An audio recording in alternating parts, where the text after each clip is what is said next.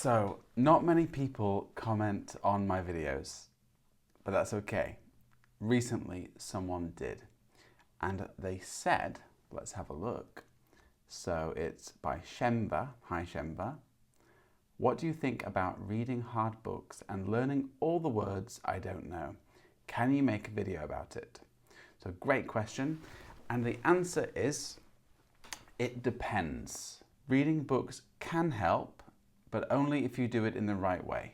But if you read books that are just way too hard, you're checking every word in the dictionary, trying to memorize them out of context, then that won't work. So today I will show you how to read hard books the right way, and when sometimes it's actually better to read something a little bit easier. So, how can difficult books slow you down? Well, the biggest mistake is reading really difficult books and just looking up every word in the dictionary. It's very tiring, right? You lose motivation. It's very slow. You spend so much of your time looking up words instead of reading the book.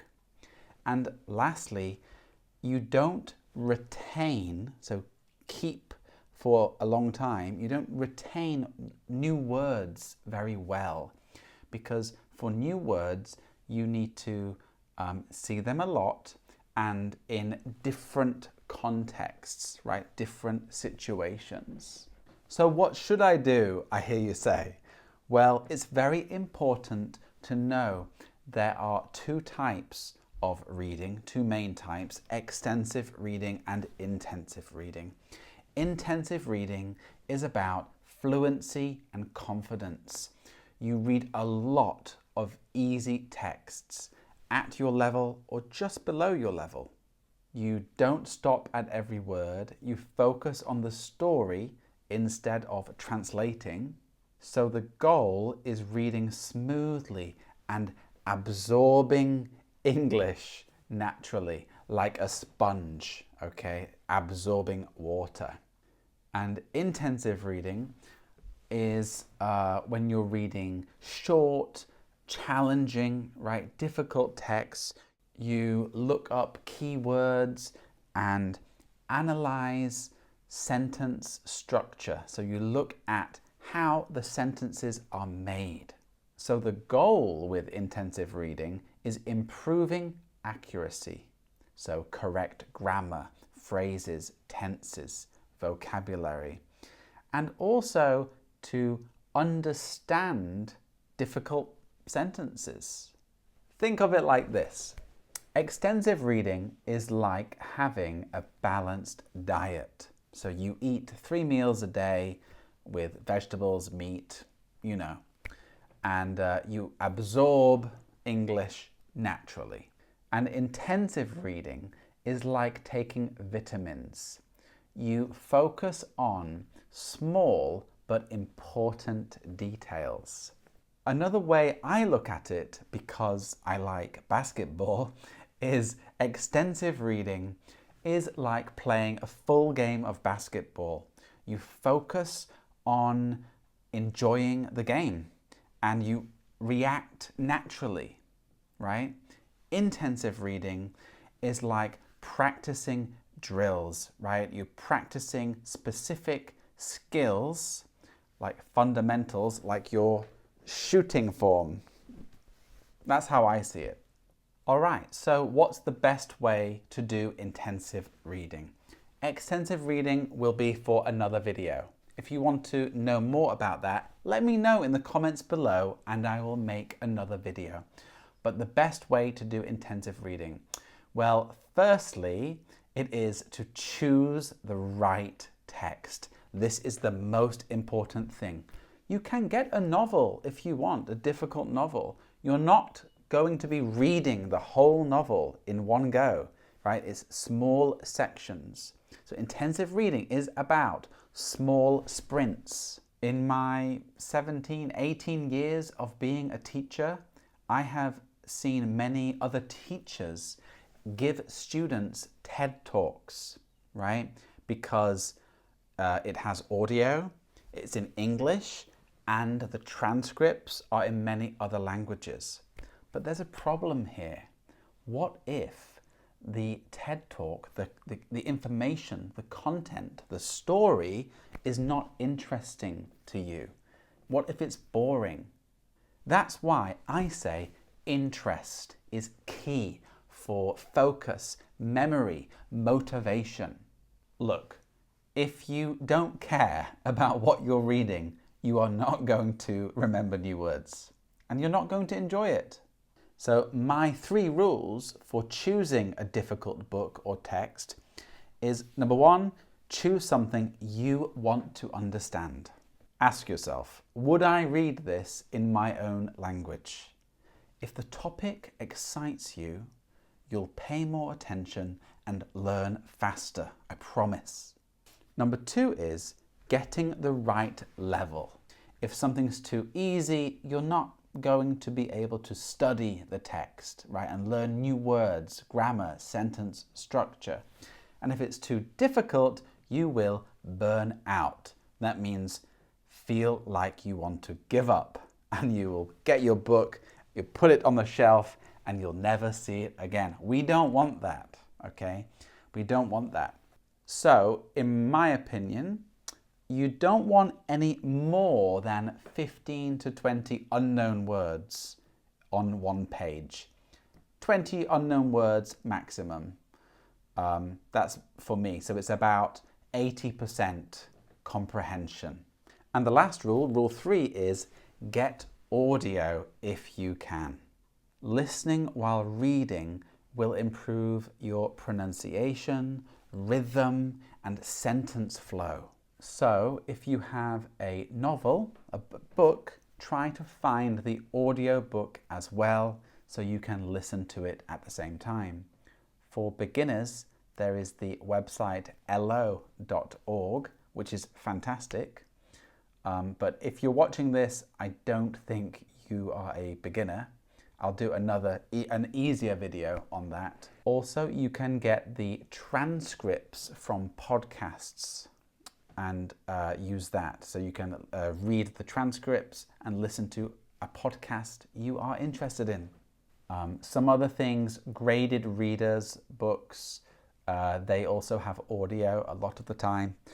And the last one is movie transcripts. They're really good. If there's a movie you like, you can get the transcript of that movie. Now, if you're still watching, well done, because this is the best part. So you have your text, your difficult book. Now what do? Well, I think first is get the audio and so find a section in the book, right? We're not reading the whole book, remember, right? You can just, 1 page is fine. So you listen to that section, that part first, without reading, all right? I just want you to focus on pronunciation, rhythm, stress, right? Then read while listening to connect spelling, pronunciation, and rhythm. Next is to read the text naturally. The goal here is to understand the text first before you start studying it. So you read without stopping.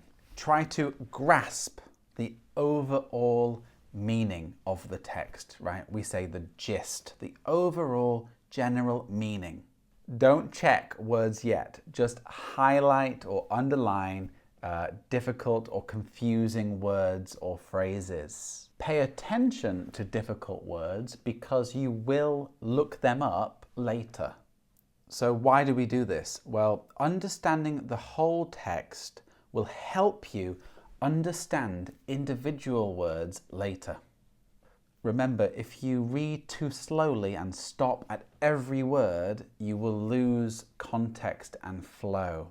All right, next is the second read. We underline and analyze. So you underline new words, but only look up 5 to 10 maximum. Don't do every single word you don't know, okay? Look at the grammar, look at the sentence structure, and ask, how are words used together here? Notice collocations. Remember, collocations are groups of words that naturally go together. So don't just look up the new word risk, right? It's take a risk. So we learn that as a phrase, take a risk. Now, step 4 is my favorite, and it comes from Kató, Lomb, who was a Hungarian translator and interpreter. She says, read as if the book is talking to you. So what does that mean? Well, it means be active.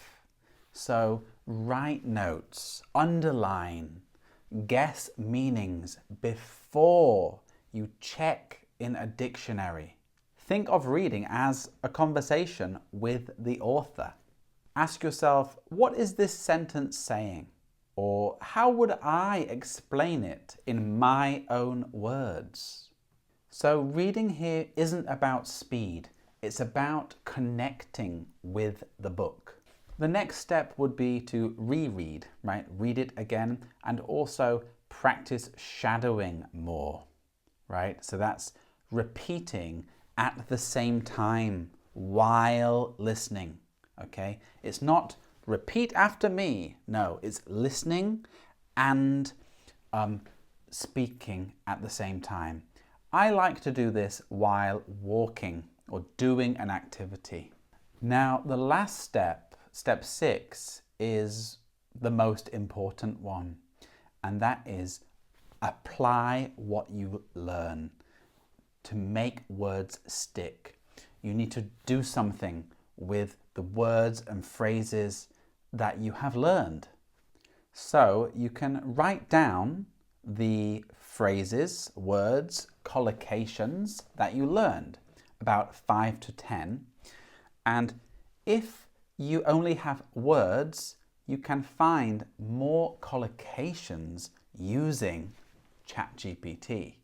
If you want to learn more about this, please let me know in the comments below.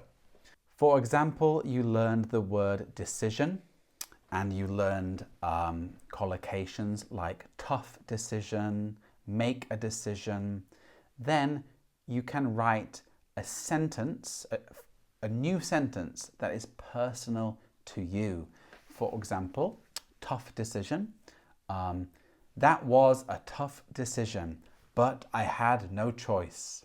Something like that. So you have created the sentences with the words, phrases, or collocations. Now summarize the text you read. You can summarize it verbally, right, while speaking, or write it down in a book, especially using the new words you have just learned.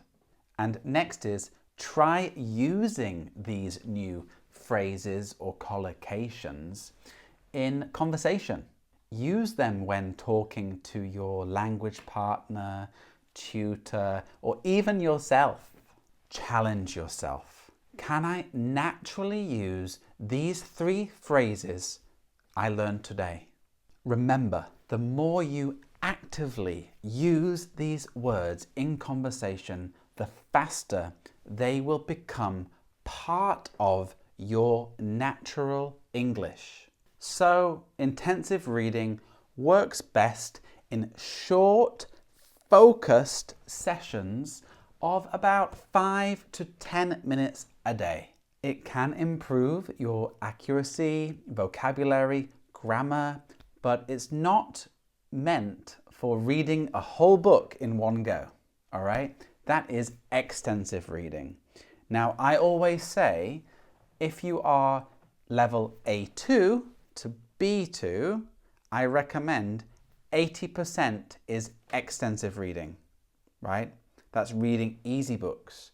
And only 20% of your reading time is intensive reading. Now, before you go, here are 3 common reading mistakes when doing intensive reading. First is just not reviewing the words you learn. If you don't review new words, you will forget them quickly. So write sentences using the new words or use them in conversation. The second mistake is people read passively. That means they're not interacting with the book. They're not underlining key words, phrases, collocations. They're not noting grammar patterns and sentence structures, right? This is important. So follow Kató Lomb's rule. Read the book as if it is talking to you. The third mistake is people think intensive reading is the only way. Studying short, hard text helps accuracy, but for fluency, you still need to read easy, enjoyable texts, right? This is extensive reading. I will make another video on this if you want. Let me know in the comments. But extensive reading is more important, actually. If you don't know what book or text to study, have a look at the PDF in the description and I will give you some examples.